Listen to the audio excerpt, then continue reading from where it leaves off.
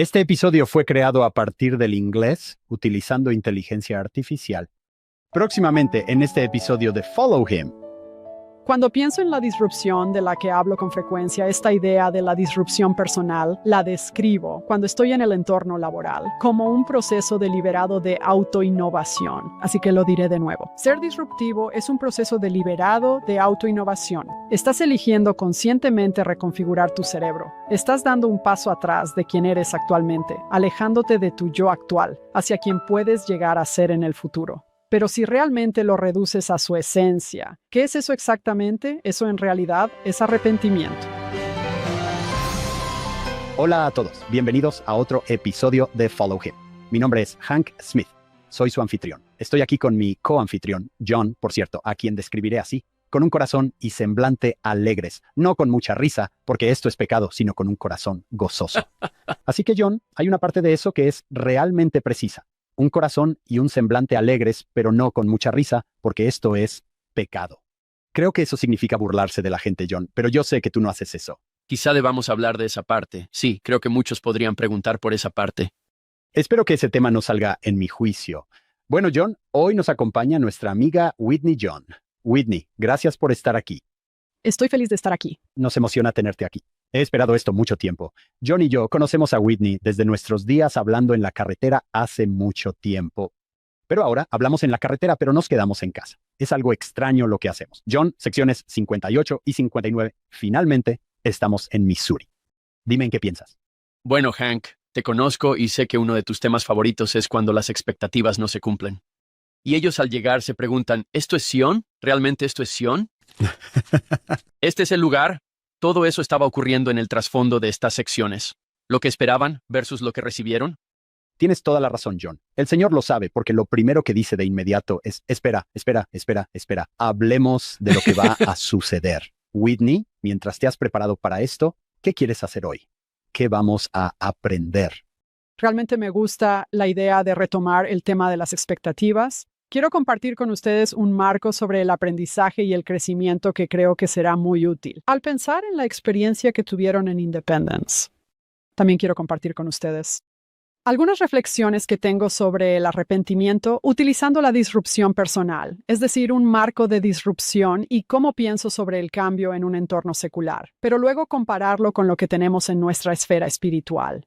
Quiero hablar un poco sobre la experiencia que tuvo Edward Partridge, su llamamiento y cómo se sintió profundamente inadecuado. Y quiero hablar un poco sobre esa experiencia y cómo se aplica a nosotros. Esto está preparado para ser un episodio perfecto y me encantan estas dos secciones. Ahora, John, tú y yo ambos conocemos a Whitney. ¿Puedes presentarla? Tenemos a una gran invitada esta semana. Sí, así es. Hank, pensé que conocía a Whitney y vi la biografía y pensé, wow. Y luego me emocioné mucho porque pensé, tengo que preguntarle sobre esto. Whitney se graduó de BYU en música y sirvió una misión en Uruguay. Y tengo que detenerme porque mi hijo Timothy está en la misión Montevideo Oeste, en este mismo momento. Maravilloso. Por supuesto, cuando yo estuve allí, era una sola misión, era todo Uruguay. Sí. ¡Qué lugar tan hermoso! Recientemente, en la conferencia general se anunció un templo. ¿Y fue en Rivera? Sí, en Rivera, Uruguay.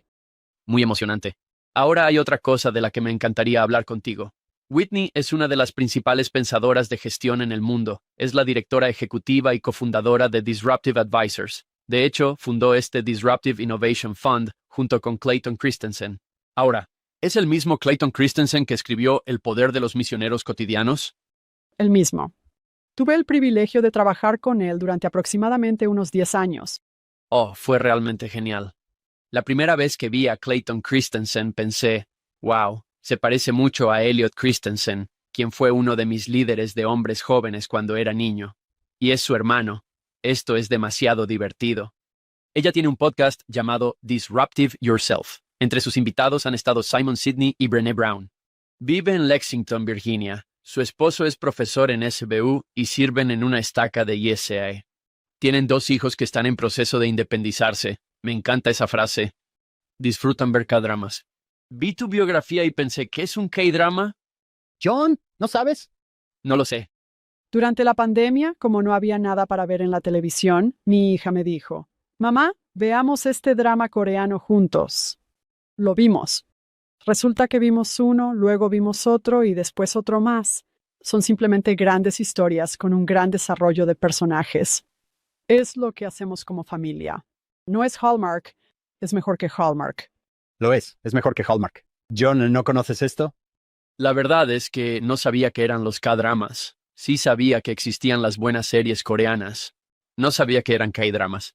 Y manejo un Hyundai. Bueno, tengo que verlos. Sí, Ahora, mi parte favorita aquí es que a su familia le encanta cultivar frambuesas, moras, fresas y hacer mermelada casera. Cuando llegues al reino celestial, espero estar ahí. Van a decir, bienvenido, aquí tienes un tazón de frambuesas, porque creo que las frambuesas son simplemente fruta celestial. Saben tan bien, ¿verdad? sí. Y bien, quizás podrías ponerles un poco de helado, ¿no crees? Oh, Whitney, gracias por acompañarnos hoy. muy feliz de estar aquí, de verdad. Genial. Y solo tengo que hacer una nota personal rápida, Whitney, que tú estás en un lugar muy especial en mi corazón. Estás en Virginia. Ese es un lugar tan hermoso y especial para mí. ¿Dónde está Southern Virginia University? Y me atrevería a decir que es uno de mis lugares favoritos. Solo quiero mandar un saludo a la familia Knight, Gladwell, Kathleen y Megan, quien tiene mi edad. Ellos eran mis amigos por correspondencia cuando éramos niños. Amo ese lugar. Puedo decir que hay un espíritu en ese lugar que realmente no se encuentra en ningún otro sitio. Realmente lo es. Es un lugar muy especial. Cuando estás aquí, casi todas las personas sienten que han sido llamadas a estar aquí, como si hubieran tenido una impresión espiritual de necesito vivir en esta ciudad.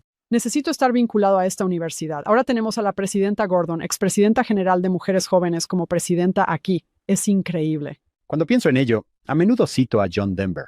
Él es una autoridad general, John. No sé si lo conoces o recuerdas al Elder Denver. ¿El Elder Denver? Sí, el Elder Denver. Hank, ¿de dónde es Elder Denver? Él dijo en una de sus canciones, está volviendo a casa a un lugar en el que nunca había estado antes. Y eso, yo fui allí, recién graduado de secundaria. Fue como volver a casa, a un lugar donde nunca había estado antes.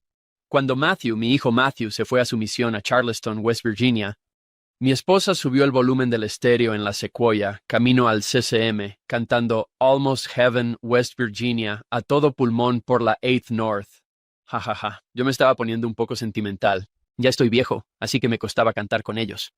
Esa es la misión de Charleston, West Virginia, pero una de sus áreas fue en la universidad. Matthew sirvió allí, y me mandaba mensajes y decía, oye papá, hoy almorzamos con Robert Millet. Y nosotros como, ¿qué?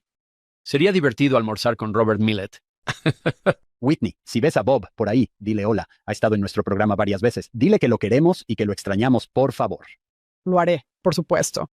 Voy a leer del manual Ven, sígueme. La lección se llama Ansiosamente comprometidos en una buena causa. Cuando los élderes de la iglesia vieron por primera vez el sitio de la ciudad de Sion, en Independence, Missouri, no era lo que esperaban. Algunos pensaban que encontrarían una comunidad próspera e industriosa con un grupo fuerte de santos. En cambio, encontraron un lugar avanzado, escasamente poblado, carente de la civilización a la que estaban acostumbrados y habitado por rudos colonos de la frontera en lugar de santo. Bueno, quedó claro que el Señor no les pedía que solo fueran a Sion. Él quería que ellos edificaran Sion. Si nuestras expectativas no se ajustan a la realidad, podemos recordar lo que el Señor les dijo a los santos en 1831. No podéis contemplar con vuestros ojos naturales, por el momento, el designio de vuestro Dios y la gloria que seguirá. Después de mucha tribulación. Sí, la vida está llena de tribulaciones, incluso de maldad, pero aún así podemos lograr mucha rectitud, porque el poder está en nosotros. ¡Wow! Eso es maravilloso. Ahora, Whitney, ¿te parece bien si antes de darte la palabra le hago unas preguntas a John?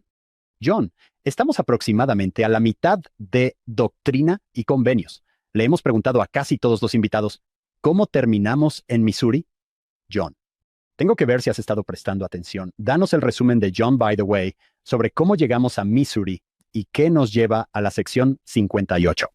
Es muy divertido ver el panorama general. Una de las cosas que me ayudaste a ver, Hank, fue que hay un montón de santos en Nueva York. Está Colesville, está Fayette, está Harmony. Luego, 4 misioneros son llamados a ir a las fronteras de los lamanitas. En el camino, se detienen en un pequeño lugar llamado Kirtland, o he escuchado que también lo llaman Mentor. Harley Pratt dice, tengo un amigo aquí, quiero visitarlo. Ese amigo es Sidney Rigdon. Se sientan con Sidney Rigdon, y él dice, está bien, tomaré su libro, y veré qué comentarios tiene sobre mi fe. Y bueno, decide leer el libro de Mormón, y él está convencido de su veracidad. El número que recuerdo es que unos 127 santos se unieron a la iglesia. Debido a la persecución y otras cosas que pasaban en Colesville y esos lugares, el Señor dice, vayan a Ohio, ellos van a Ohio. Aquí está la parte que siempre me sorprendió, Hank, cuando aprendí la historia de la iglesia. No pasa mucho tiempo después de que estas personas dejan todo, sus vidas y sus pertenencias, y se van a Ohio. Y el Señor les dice, en realidad, Zion está en Missouri. Bueno, ya estás a un tercio del camino. Ni siquiera, estás a un cuarto del camino. No hay correo electrónico, ni caminos, carreteras, ni autopistas para llegar allí. Es una época difícil porque la iglesia tiene de alguna manera dos sedes mientras intentan comenzar. Y creo que hoy vamos a hablar de Edward Partridge, que fue a ser obispo allá en Independence. Y al empezar, ellos están caminando y avanzando. Me encanta la introducción del manual. No es una Zion ya construida, tienes que construirla. ¿Cómo lo hice, Hank? Excelente. Creo que la doctora Ut de la semana pasada estaría muy orgullosa de ti. Emily, si escuchas esto, quizá debas enviarle un mensaje a John y felicitarlo. Whitney, gracias por aguantar todo ese resumen. Y la verdad es que si recuerdo bien, son como 13 o 14 grupos de misioneros los que han llegado a Missouri en agosto. Y yo no me lo puedo ni imaginar. Pero esto es lo que el Señor les da cuando ellos llegan allí. Whitney, con eso, ¿cómo quieres abordar el texto aquí? Para mí, en cuanto al estudio de las escrituras, me gusta leerlas y luego ver qué experiencia tengo con ellas.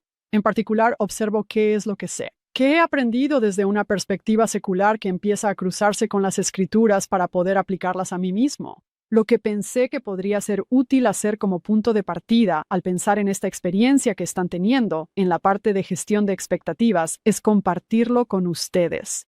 Un marco que compartimos con las empresas a las que asesoramos y consultamos cuando intentan gestionar el cambio. El marco se llama la curva S del aprendizaje. Para quienes no estén familiarizados con esta curva S del aprendizaje, la curva S a veces se conoce como curva de adopción.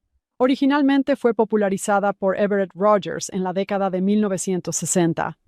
Él la utilizó para entender qué tan rápido se adoptaría una innovación. Lo que hicimos después, cuando yo trabajaba con Clayton Christensen en el Disruptive Innovation Fund, fue usar la curva S para entender, bien, qué tan rápido se adoptará una innovación. ¿Y tiene sentido comprar esta empresa como inversión o no? Mientras aplicábamos esto en inversiones, tuve esta idea, este momento de revelación, de que podíamos usar la curva S para entender cómo se ve el crecimiento y cómo se siente. Lo que hace es responder 3 preguntas. La primera es, ¿por qué es tan difícil empezar algo nuevo? La segunda, ¿por qué? Una vez que empiezas, ¿se vuelve fácil? Y la tercera, ¿por qué puedes ser realmente bueno en algo y sentir que ya no puedes seguir haciéndolo? Esto es lo que sucede en tu cerebro cuando haces algo nuevo, como ir a Independence, Missouri. Tu cerebro tiene una hipótesis sobre qué se necesita para ir desde la parte inferior de esta curva hasta la cima de la curva. Está ejecutando este modelo predictivo. Cuando estás en la primera parte de la curva, lo que llamamos el punto de lanzamiento, estás ejecutando este modelo predictivo. La mayoría de tus predicciones son inexactas sobre cómo se va a ver el proceso. Así que esa brecha de expectativas, debido a que esas predicciones son inexactas, la dopamina, que es un mensajero químico del placer, disminuye. Bien. Entonces, la experiencia que tienes es que te sientes abrumado, te sientes desanimado, te sientes frustrado, te sientes impaciente, puedes sentirte como un impostor. Puedes pensar, creí que esto era una muy buena idea y ahora no estoy tan seguro. Esta es la experiencia que ellos estaban teniendo. Sin embargo, lo fascinante del punto de partida de la curva es que, cuando estás ahí, el crecimiento ocurre muy, muy rápido. Matemáticamente, ocurre a la mayor velocidad. Pero no es evidente, no es obvio. No puedes verlo y la experiencia que tienes es que el crecimiento se siente lento. Hay otras 2 partes de la curva. Repasaré esas partes muy rápido. Volveremos y nos centraremos en el inicio de la experiencia. Ahí el crecimiento parece lento. Luego, en algún momento, si te mantienes firme y dices, sí, voy a construir Zion aquí, vas a llegar a un punto de inflexión. Hace años escuchamos a Malcolm Gladwell popularizar el concepto de punto de inflexión, donde pasas a la parte elegante y empinada de la curva. Lo que sucede aquí es que el crecimiento ahora no solo es rápido, sino que se siente rápido.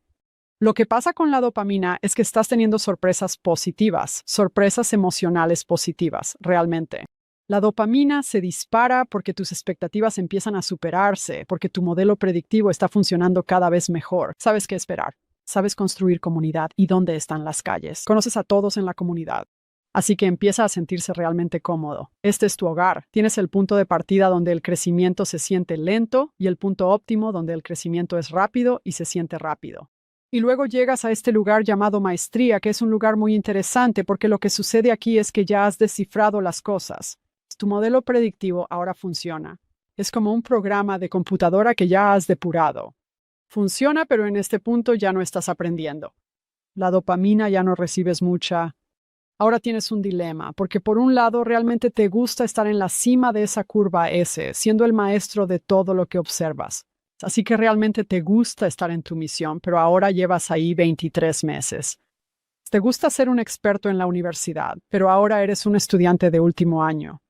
Te gusta ser un experto, pero como tu cerebro necesita más dopamina, necesitas seguir aprendiendo, tienes un dilema. ¿Te quedas aquí y dejas de aprender o saltas a una nueva curva? Una metáfora que me gusta usar es pensar en el alpinismo. Nunca he escalado una montaña, pero creo que esta metáfora es muy acertada.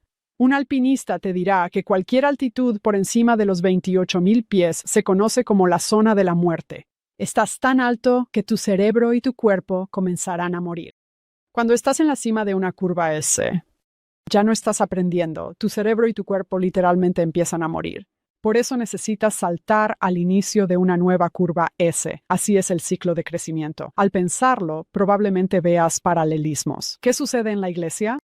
Cada vez que empiezas a sentir que eres realmente bueno siendo maestro de los jóvenes, ya lo tengo dominado. Soy un excelente maestro de la primaria. Oh, soy tan bueno tocando el piano en mujeres jóvenes. Genial. Vamos a sacudirte. Vamos a darte un llamamiento completamente nuevo. Para mí, cuando pienso en la curva S ahora, obviamente esto no es lo que enseño en un entorno secular, pero el trasfondo para mí es que esta es una manera de pensar en el progreso eterno. Crecemos y luego nos estancamos y luego volvemos a crecer y luego nos estancamos y luego volvemos a crecer un poco más. Ese es un marco que utilizo para ayudarme a reflexionar cuando estoy haciendo algo nuevo, cuando se siente incómodo, cuando se siente raro, cuando estoy en una ciudad nueva como Independence y no sé cómo es. Estoy en el punto de inicio de la curva y eso normaliza la experiencia. Es muy, muy útil. Volviendo a tu pregunta sobre las expectativas. En el punto de inicio hay una brecha enorme entre lo que es y lo que pensabas que iba a ser. Avanzar a lo largo de una curva en S es un ejercicio de gestión de dopamina. En el punto de inicio, tus expectativas son demasiado altas. En el punto óptimo, están más o menos en equilibrio. En la maestría son muy bajas. A veces Dios te da un nuevo llamado, te dice, ve a una ciudad nueva, ve a Independence, porque necesitamos que aprendas algo nuevo. Déjame hacer una pausa aquí un momento y ver si tienes alguna observaciones rápidas o comentarios antes de que continúe. Whitney, al escucharte explicar el modelo de la curva en S, pensé en una cita que rara vez tengo oportunidad de usar, pero que me encanta. Es de Edmund Millett. Él fue el primer hombre en llegar a la cima del monte Everest. Esto es lo que dijo. Mientras estaba en la cima del Everest, miré al otro lado del valle hacia la gran cima Makalu, creo que así se llama, y mentalmente tracé una ruta. ¿Y cómo podría ser escalado?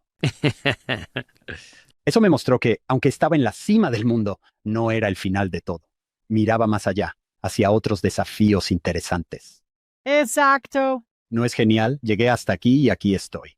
Bien, ¿qué sigue? Sí, es hermoso porque el crecimiento es nuestra configuración predeterminada. El Padre Celestial nos diseñó para crecer. Hablamos de la mentalidad de crecimiento, que todos tenemos hasta que dejamos de tenerla. Pero si tú entiendes este modelo, te ayuda a hacer aquello para lo que sabes que estás diseñado y atravesar esos lugares que se sienten un poco difíciles.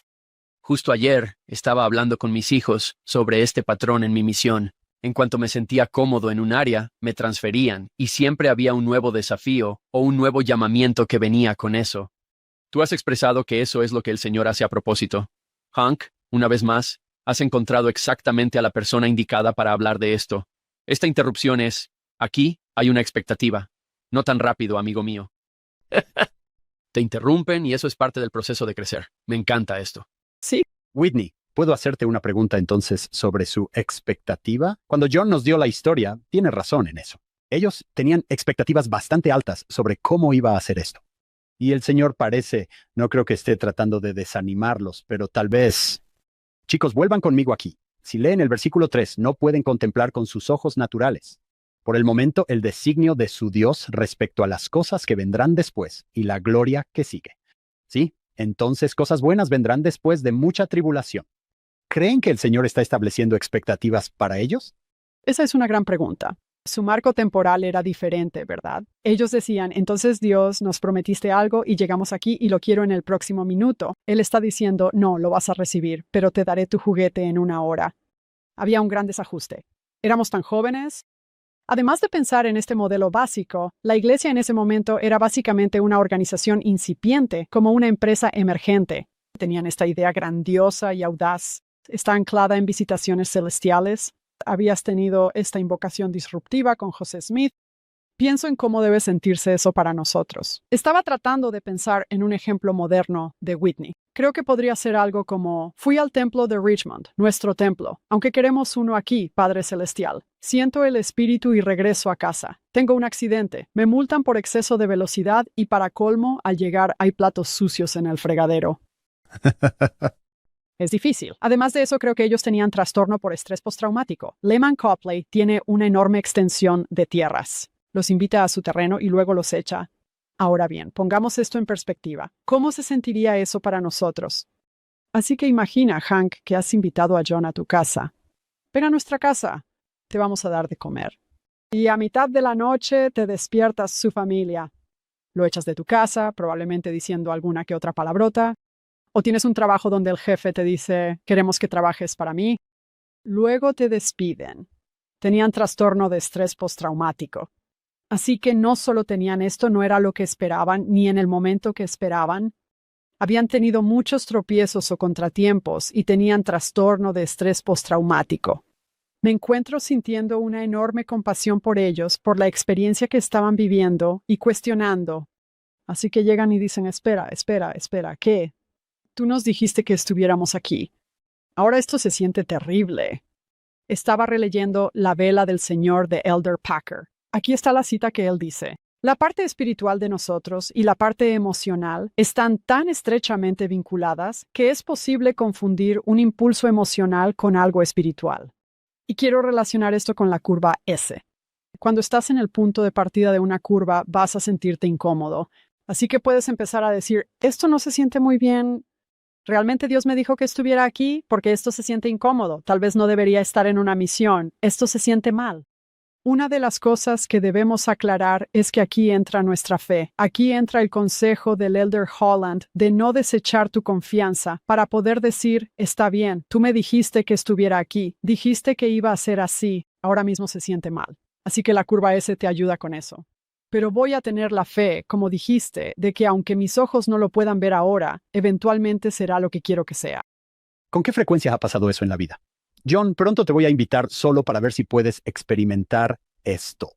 Intentémoslo, vamos a representarlo. Pero, ¿con qué frecuencia sucede eso en la vida? Esto va a ser genial. Y me enfrento a muchas dificultades. Uno quiere pensar, voy a ser fiel, voy a seguir hasta el final. Pero tienes razón, ¿sabes? Todos esos pensamientos aparecen. Quizás esto nunca estuvo bien desde el principio. ¿De verdad debí haber aceptado ese trabajo? ¿Debí haberme mudado a esa nueva ciudad? ¿De verdad debí casarme con esa persona? Tuvimos esa confirmación espiritual. Luego se pone realmente difícil o no está saliendo como queremos y empezamos a cuestionar. Este marco te permite acceder a la parte emocional que está ocurriendo, a la parte neurológica, para que puedas separar o desenredar lo emocional de lo espiritual. Eso es genial. Recuerdo que hace 4 años comenzamos con Doctrina y Convenios. Puedes leer un versículo de las Escrituras muchas veces y que no te impacte. Y luego una vez lo lees y te impacta. Y el versículo 3. Simplemente me impactó. Creo que este es un versículo tan bueno. No puedes contemplar con tus ojos naturales por el momento. Dios ha diseñado esto. Me encanta que Dios tenga un diseño. En cuanto a las cosas que vendrán después, cuando hablamos del Antiguo Testamento, ¿qué dice José cuando habla con sus hermanos? Él dice, Dios lo encaminó para bien. Dios tuvo un diseño todo el tiempo. Ese es un versículo que dice lo mismo. Veo las bienaventuranzas que sonaban como si Jesús estuviera en un mundo al revés. Aquí están todas estas personas que vienen a escuchar. Bueno, en realidad no son los acomodados, los ricos ni los independientes. Bienaventurados los pobres en espíritu. Ellos piensan, ¿qué? Bienaventurados los mansos. Espera, ¿de qué está hablando? Cuando Jesús dijo, bienaventurados, eso es en el tiempo presente, porque ellos serán. Eso es el más allá. Aquí hay una realidad presente. Aquí hay una posibilidad futura. Ese versículo resume esas dos cosas. El versículo 3 se ha convertido en uno de mis favoritos en Doctrina y Convenios, porque te desestabiliza. ¿Qué haces? Sí, y sabes, es interesante. Estaba pensando en lo que acabas de describir sobre los diseños de Dios en cuanto a esas cosas que vendrán después. Y luego, el discurso reciente del Elder Rasband sobre el diseño divino, pensé que compartiría una experiencia personal que me ocurrió no hace mucho. Ha sido muy interesante para mí porque en mi bendición patriarcal siempre se me ha enseñado a protegerme tanto del desaliento como de la decepción. En lo que realmente siempre me había enfocado era en el desaliento. Estaba en Arizona visitando a mi madre. Ella es bastante mayor y frágil, su vida terminará en un futuro no muy lejano. Me encontré hablando con ella sobre mi mortalidad, algo que uno hace, especialmente con sus padres. Fui al templo y, sentada allí, pensé que a veces, cuando la vida termina, uno piensa en lo que pudo ser. Si esto hubiera pasado, si hubiera vivido aquí, si aquello hubiera sucedido, las cosas podrían haber sido diferentes. Tuve este pensamiento. Creo que obviamente fue una inspiración del espíritu, y es que la decepción es una tentación, tanto como lo es el desánimo. Cuando piensas en la idea de una cita o designación, es decir, que eres designado para algo, te designan para ir a un lugar, te designan para hacer algo. Cuando te decepcionas o hablas de cómo, a veces en realidad deberían realmente haber sido las cosas, entonces casi estás diciendo que no confías en Dios. Tengo una cita favorita maravillosa de Stevie Wonder porque tengo que citar a Stevie Wonder. Él dijo que puedes apostar tu vida a eso. Y 2 veces, es doble, que Dios sabía exactamente dónde quería que estuvieras.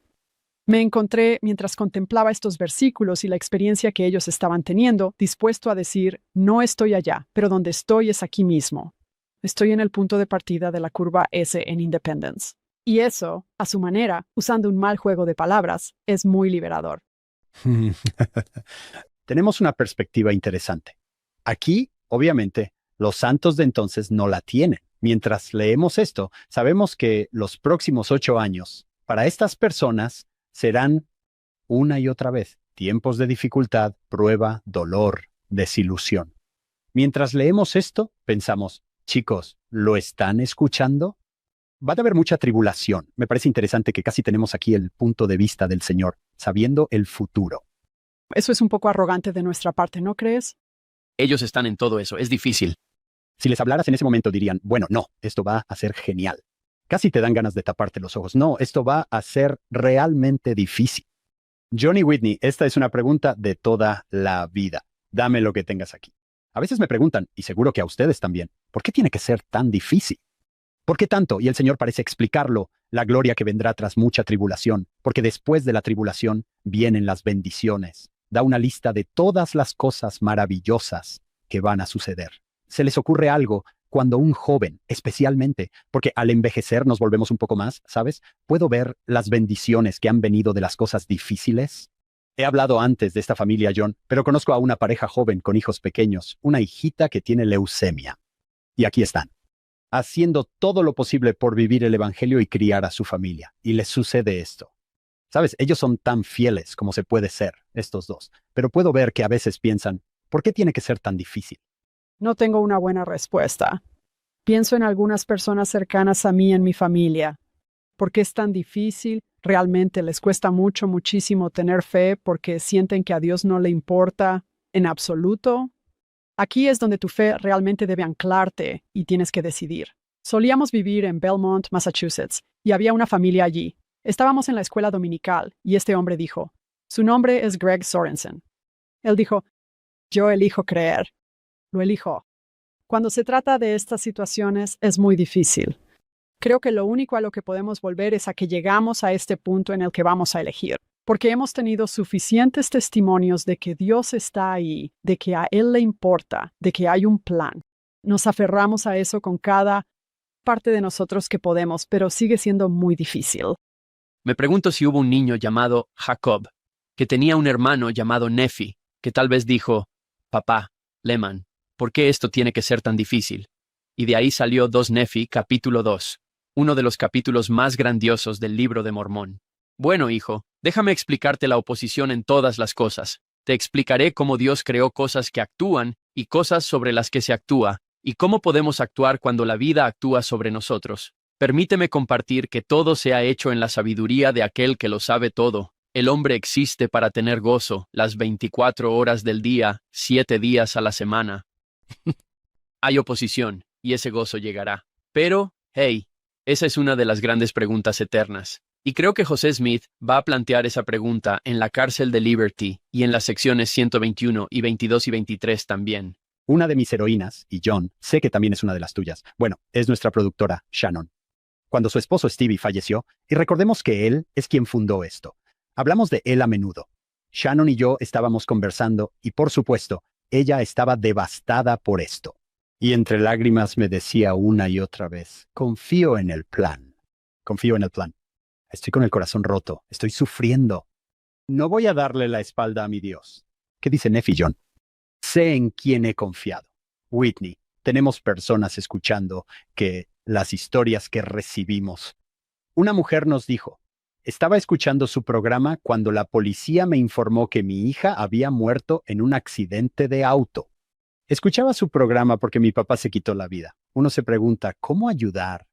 Mi hermano menor se quitó la vida hace 10 años, hace una década. Siempre creyó en la resurrección. Siempre creí que había vida después de la muerte. Recuerdo hablando con sus amigos, la mayoría de los cuales no son personas de fe.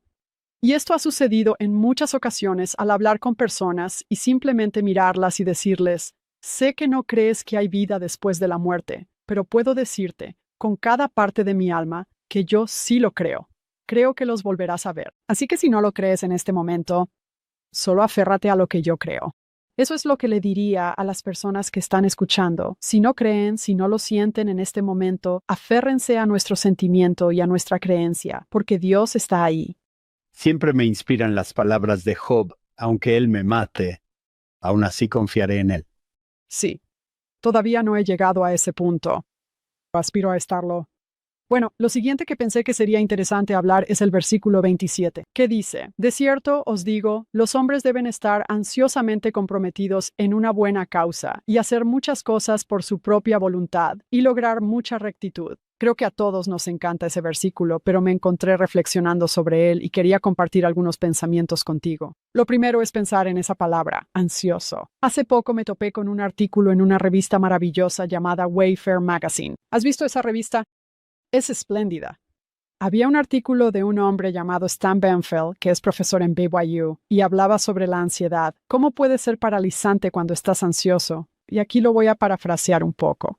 Él dice que cuando luchas con ansiedad es como una mosca, ¿verdad? Siempre está ahí rondando como espina en la carne. Él dijo que al experimentar ansiedad a veces puedes sentirte cobarde y narcisista, porque cada vez que piensas en hacer algo nuevo, tu mente imagina las cosas malas que pueden pasar. ¿Tienes miedo? Y a veces sientes que eres un narcisista porque te cuesta tanto salir de tu propia cabeza que no puedes pensar en nada más. Pero luego hizo una observación interesante, poderosa y reconfortante. Dijo que la mejor manera de llevar la cruz de la ansiedad es ser miembro de la iglesia, ser un miembro activo de la iglesia de Jesucristo de los santos de los últimos días. Y dijo que parte de eso es porque en la iglesia tienes llamamientos, como ser obispo. Él fue el obispo justo después de Matthew Holland, quien ahora es el Elder Holland, y dijo, estoy seguro de que muchas personas se sintieron decepcionadas cuando me llamaron, pero yo tenía un llamamiento y sentí que esa idea de no desechéis pues vuestra confianza. Dios me había llamado a esto. Estoy ministrando a esta hermana o haciendo X, así que tengo un trabajo específico. Eso hace que sea más fácil para mí estar ansiosamente comprometido. Ahora, sé que se supone que debemos hacer muchas cosas por nuestra propia rectitud, pero creo que esto podría entrar en la categoría de mandamientos, no pocos. Esto es lo que quiero que hagas. Luego, dentro de ese ámbito de tu llamamiento, necesito que salgas y estés ansiosamente comprometido. Luego él también dijo que debido a la ansiedad, a menudo depende más plenamente del Señor, porque se encuentra en una situación y piensa, no sé si puedo hacer esto. Ciertamente sé cómo hacerlo. Yo también me he sentido así al lidiar con la ansiedad. Dependeré del Señor más de lo que lo habría hecho, como yo puedo con esto. Soy realmente bueno en esto. Oraré y oraré y oraré y le pediré que me ayude. Quería hablar un poco sobre la palabra ansioso y ansiedad, porque creo que muchas personas experimentan ansiedad. Quería abordar eso dentro de esta parte sobre estar comprometido. Luego, en la parte de estar comprometido, en el contexto de contratar personas en nuestra empresa, quieres personas que sorprendan y deleiten. Eso es estar ansiosamente comprometido. Personas que te hacen pensar, wow, no esperaba eso. Wow, no se me había ocurrido eso. Wow, tú hiciste eso. Creo que ese es un hermoso ejemplo de cómo se ve estar ansiosamente comprometido en el lugar de trabajo. Todos hemos estado en llamamientos con personas que fueron más allá de lo esperado. Estas son algunas de mis reflexiones. Y luego, volviendo a lo que dijiste antes, John, sobre esta idea de que fuimos hechos para actuar y no para ser actuados. Creo firmemente en eso, en el poder de nuestro albedrío. Muchas veces tenemos tanto aprendido, impotencia, pero la realidad es que a veces hay ansiedad. Es más difícil de hacer de lo que parece a simple vista. Me emocioné un poco cuando hablaste de que tienes algo que hacer. Hank, cuando tú y yo estábamos en Los Hombres Jóvenes, tuvimos que memorizar un tema muy largo llamado estar preparados. Y eso era todo. Y luché con eso durante aproximadamente 1 mes y medio, hasta que finalmente lo logré. Pero me encanta el tema del quórum del sacerdocio arónico de hoy. Soy un hijo amado de Dios, y Él tiene una obra para que yo haga.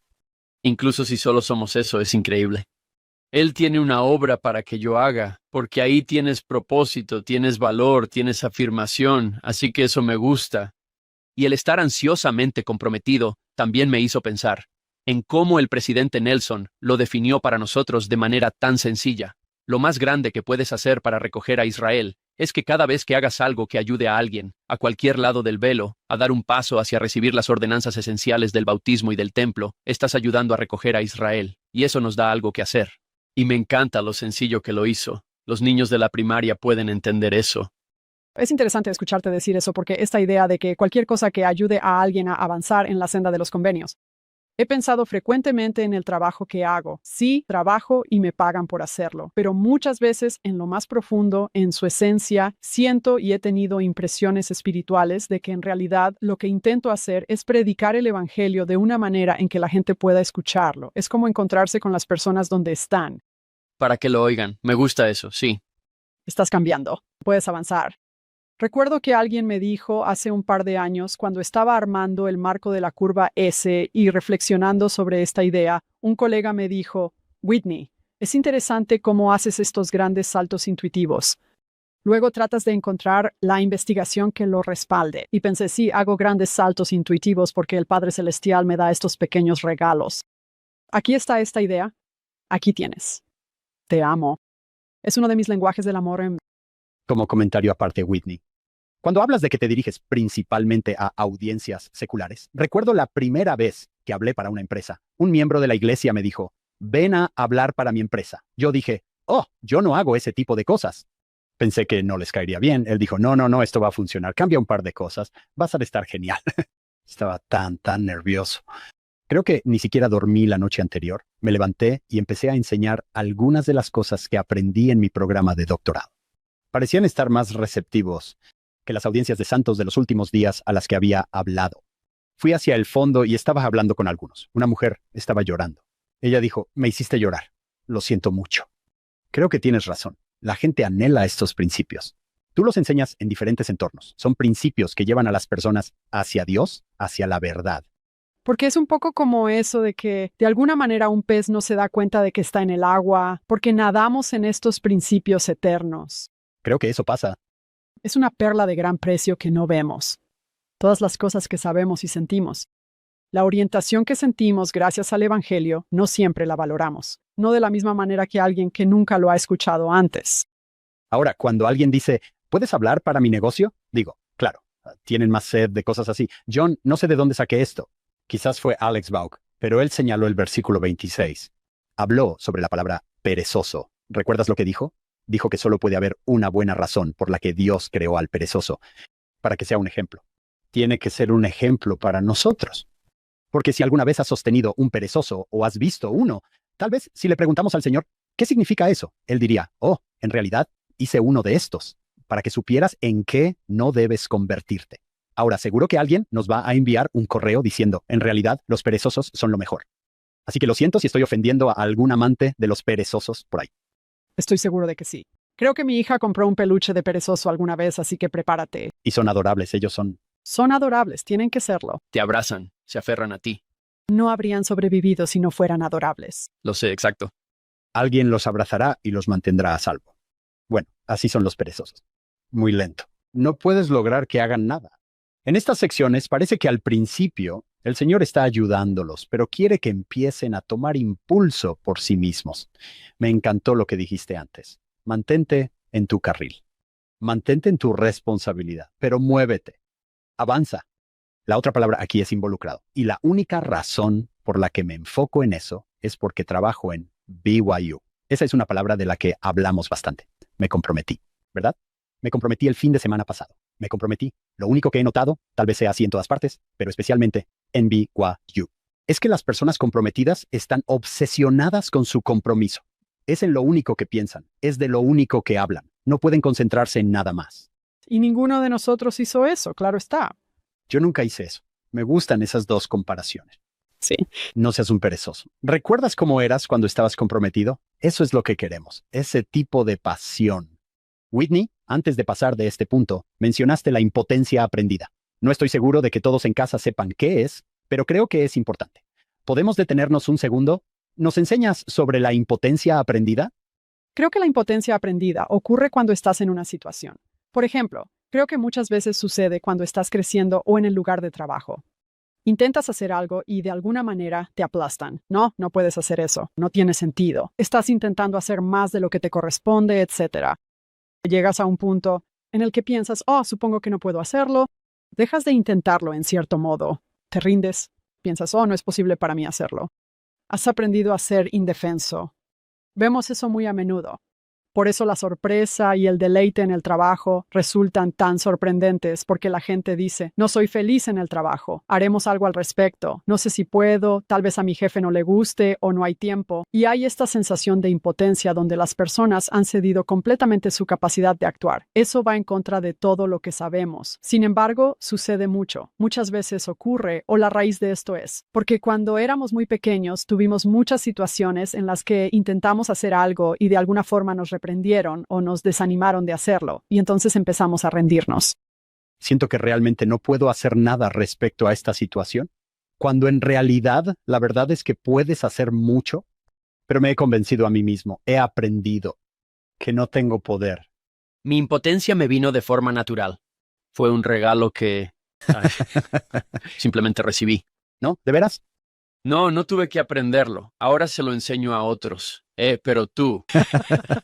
Tienes un doctorado en impotencia. Así es, se lo enseño a otros. Les pido que se inscriban y simplemente no lo hacen. Dijeron que no saben cómo. Hank ya me ha escuchado hablar de esto antes, pero el día antes de ir al CCM, mi papá me dijo, toma la camioneta, ve al almacén, compra esta cantidad de bolsas de abono, ponlas en la carretilla y llévalas al patio trasero. Y estuve allí haciendo eso buena parte del día. El día anterior no deberíamos estar en Burger King o algo así celebrando, o no deberías estar comprándome corbatas o algo por el estilo. No, sal y ponte a trabajar. No sé si ese era el propósito de mi padre. Aprecio mucho esa ética de trabajo. De verdad lo hago. Y también me hizo pensar que podría llegar al CCM para poder descansar un poco. Eso es muy gracioso. A veces sentía que mi papá solo decía, oye, mueve eso del lugar. ¿Por qué? Y él decía, bueno, porque lo quiero allá. Solo hazlo. Sí, ahora creo que me estaba dejando demasiado cansado para pecar. Creo que eso era. Gracias, Whitney. Gracias por guiarnos. Creo que es importante, incluso podríamos verlo en nuestros propios hijos, en nuestros esfuerzos por protegerlos. Podríamos enseñarles que no pueden actuar, que no tienen el poder de actuar. Lo que me gustaría hacer a continuación es hablar sobre Edward Partridge. ¿Podrías contarnos un poco sobre quién era, cómo se unió a la iglesia, cuál fue su llamamiento, cómo estaba luchando en su llamamiento, e incluso tal vez compartir un extracto de la carta que le escribió a su esposa Lydia? Por experiencia previa, sé muy bien que a Hank realmente le encanta, de verdad, Edward Partridge. Personas en el mundo de los espíritus que son mis mejores amigos, pero ellos aún no lo saben. Aún no lo saben. Edward Partridge es uno de ellos. Cuando lo vea, lo voy a abrazar y él me va a decir, ¿quién eres tú? ¿Qué estás haciendo? Para mí, Edward Partridge no es solo increíble por la persona que es. Para mí, él representa a un miembro de la iglesia en este periodo temprano que no es tan conocido. Él no es Brigham Young. Él no es José Smith. Él no es Emma Smith. Está por debajo de ese nivel. Supongo que se podría decir, pero trabaja y trabaja y trabaja, se sacrifica y da. ¿Y su esposa Lydia también? Si Sherilyn Farnes estuviera aquí, si está escuchando, Sherilyn, ella realmente ha hecho el trabajo de investigar a los Partridge. Ella escribió una excelente tesis sobre la familia. Se llama Hecho, Ficción y Tradición Familiar. La vida de Edward Partridge, el primer obispo de la Iglesia de Jesucristo de los Santos de los Últimos Días. Edward Partridge. Hemos hablado de esto en otros episodios, así que no entraré en detalles tanto como quisiera. Él es uno de esos primeros conversos en el área de Kirtland cuando los 4 misioneros pasan por allí, camino al oeste. Básicamente es elegido por su comunidad. Es tan digno de confianza que lo envían a conocer a José Smith. Le dijeron, Edward, confiamos en ti. Ve a conocerlo, regresa y cuéntanos qué piensas. Él se bautiza. Le ha ido muy bien en la vida gracias a su propio esfuerzo como sombrerero. Creo que llevaba 4 meses como miembro y lo llaman como el primer obispo de la iglesia. Todos los obispos que escuchan esto acaban de soltar un suspiro de, oh, sin manual. John, tú has servido como obispo. Él no solo es obispo como el obispo de barrio, también es obispo presidente. Él es todos ellos encargado de los asuntos temporales de la iglesia. Él forma parte de estos grupos de misioneros. Va a Independence. ¿Qué les parecería esto? Todos los demás pueden irse a casa, excepto algunos de ustedes. A ustedes les toca quedarse en Missouri. Creo que fue McLean Hayward, Dr. Hayward, quien nos contó que Edward y José tuvieron una discusión bastante acalorada sobre Sion. Y te puedes imaginar Edward diciendo, no puedo hacer esto. No puedo hacer esto. Y José le dice, ¿crees que yo elegí esto? Y van y vienen discutiendo. Al final todo sale bien. Terminan pidiéndose disculpas, perdonándose y haciéndose mejores amigos. Y Whitney, esa carta a la que te refieres está en el libro Santos. Hay un enlace para ella en el manual de Ben, sígueme. Es un breve extracto, pero me emociono al verlo. Él le escribe a su esposa, Lydia, quien pensaba que él iba a regresar de Missouri, pero en realidad ella va a ir allá para vivir con él. Y él escribe, temo que mi posición está por encima de lo que puedo cumplir para la aceptación de mi Padre Celestial. Y él le dice a ella, ora por mí para que no caiga. Oh, es tan bueno. Note que el Señor le dice que se arrepienta de sus pecados. Si el Señor le dice a Edward Partridge que se arrepienta de sus pecados, ¿qué me diría a mí? Ay, no. Si preguntara, ¿debería arrepentirme? Él me diría, la verdad que sí. La cosa no se ve bien, hermano. Gracias, Whitney. Sí, y eso es lo que quería retomar porque realmente quería dar mi reacción a esa experiencia que él tuvo. Y es interesante porque a lo largo de los años he escuchado a muchas personas hablar sobre recibir nuevos llamamientos en la iglesia y decir que sienten que no están a la altura de ese llamamiento. No sé eso. No me he sentido así salvo cuando estuve en mi misión, sentí que no estaba a la altura. Recuerdo llamamientos donde me llamaron presidenta de la Sociedad de Socorro y yo pensaba que podía hacerlo, pero no quería. Así que tuve esa experiencia. Además, supongo que mi reflexión sobre esto al escucharlo hablar de eso es, al volver a Doctrina y Convenios, sección 29, versículo 34, donde el Señor dice, todas las cosas son espirituales para Dios o para mí, y en una de las cosas que más aprendí de Clayton Christensen, la gente suele preguntar, ¿qué aprendiste de él? Y aprendí muchas cosas, obviamente, pero algo que se me quedó grabado es que él no separaba lo secular de lo espiritual. Llevaba su vida secular a la iglesia en términos de su destreza y prodigiosidad académica. Pero tampoco tenía miedo de llevar su vida espiritual al lugar de trabajo, y eso fue realmente significativo para mí. Creo que estoy reaccionando a esto ahora en esa carta en particular porque actualmente estoy escribiendo otro libro. He sentido un fuerte impulso de escribir este libro. Pero al observar el crecimiento espiritual y personal que ha tenido que ocurrir para que yo llegue al punto en el que tengo la perspectiva necesaria para escribir este libro, para escribirlo de la manera en que quiero, siento que estoy experimentando tribulación. Tribulación en el sentido de la autocrítica. ¿Realmente puedo hacer esto? ¿De verdad estoy a la altura de esto? Así que me di cuenta de que realmente me conectaba y me identificaba con lo que él dijo. Además, la idea es que tal vez Dios no nos da oportunidades de desarrollo a través de nuestros llamamientos en la iglesia. Quizás sea a través de nuestro trabajo, pero si para Dios todas las cosas son espirituales, no importa. Lo único que importa es eso. Él te va a dar esa oportunidad de desarrollo. Todas las cosas son iguales para Él. Quizás sea en la iglesia, quizás sea en el hogar. quizás sea en el trabajo, pero Él va a desafiarnos y estirarnos. Creo que si no tenemos experiencias donde pensamos, no sé si puedo hacer esto, no vamos a ser lo suficientemente humildes. Recuerdo que alguien me dijo hace años que una de las razones por las que la vida necesita ser difícil, lo que responde a tu pregunta anterior, es que Dios nos ama lo suficiente como para querer que acudamos a Él. Y si no es difícil, no lo haremos. Algunas personas son así de humildes, pero la mayoría no lo somos. Eso realmente me impactó. Y también quería hablar sobre ir al arrepentimiento, donde, como dijiste, Él le dijo, arrepiéntete, no de sus pecados, que son la incredulidad y la ceguera de corazón, que tenga cuidado, no sea que caiga. Quería centrarme en la idea del arrepentimiento brevemente. Volviendo a lo secular versus lo espiritual, cuando pienso en la disrupción, de la que hablo con frecuencia, esta idea de disrupción personal. Lo describo cuando estoy en el lugar de trabajo como un proceso deliberado de autoinnovación. Así que lo diré de nuevo. Ser disruptivo es un proceso deliberado de autoinnovación. Estás eligiendo reconfigurar tu cerebro. Sin embargo, si das un paso atrás de quien eres actualmente hacia quien puedes llegar a ser, pero si realmente lo reduces a su esencia, ¿qué es eso? Eso es arrepentimiento. El presidente Nelson lo llama metanoeo. ¿Lo estoy pronunciando correctamente? Sí.